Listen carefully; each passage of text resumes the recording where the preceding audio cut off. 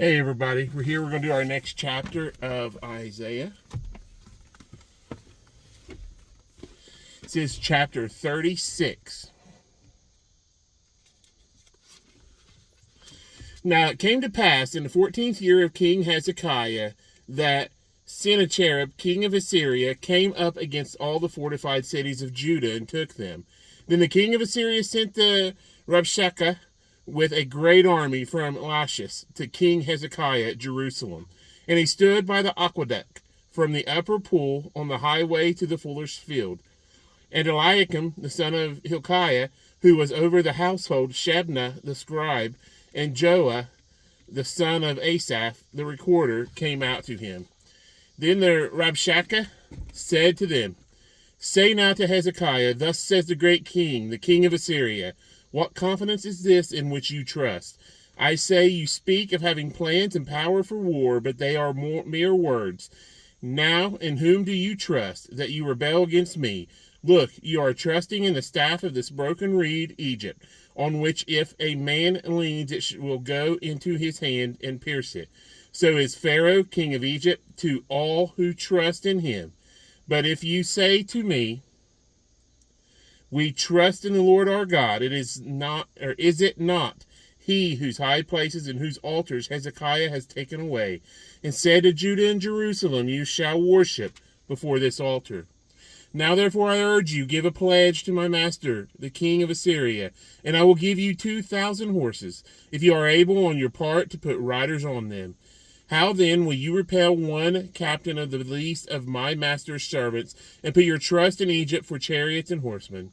How have I now come up without the Lord against this land to destroy it? The Lord said to me, Go up against this land and destroy it.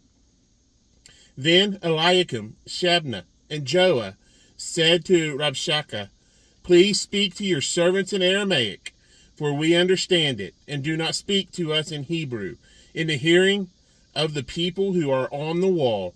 But the Rabshakeh said, Has my master sent me to your master and to you to speak these words, and not to the men who sit on the wall, who will eat and drink their own waste with you? Then the Rabshakeh stood and called out with a loud voice in Hebrew and said, Hear the words of the great king, the king of Assyria. Thus says the king, Do not let Hezekiah deceive you, for he will not be able to deliver you, nor let Hezekiah make you trust in the Lord, saying, The Lord will surely deliver us. This city will not be given into the hand of the king of Assyria.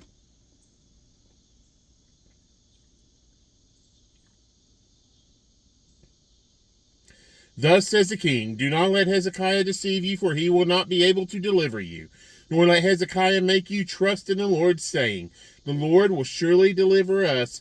This city will not be given into the hand of the king of Assyria.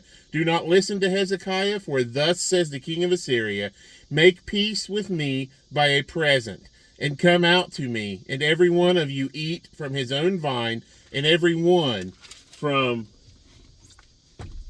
his own fig tree, and every one of you drink the waters of his own cistern, until I come and take you away to a land like your own land, a land of grain and new wine, a land of bread and vineyards. Beware lest Hezekiah persuade you, saying, The Lord will deliver us.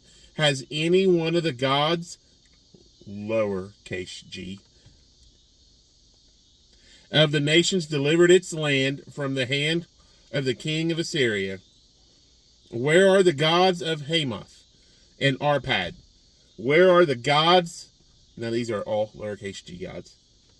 Where are the gods of Sepharvaim? Indeed, have they delivered Samaria from my hand? Who among all the gods of these lands have delivered their countries from my hand, that the Lord should deliver Jerusalem from my hand? But they held their peace and answered him not a word, for the king's commandment was, Do not answer him. Then Eliakim, the son of Hilkiah, who was over the household, Shebna the scribe, and Joah, the son of Asaph, the recorder, came to Hezekiah with their clothes torn, and told him the words of the Rabshakeh. Chapter 36 of Isaiah. All right, we'll see you for the next one, and we are still working on getting caught up. Just in case you were wondering. Love y'all.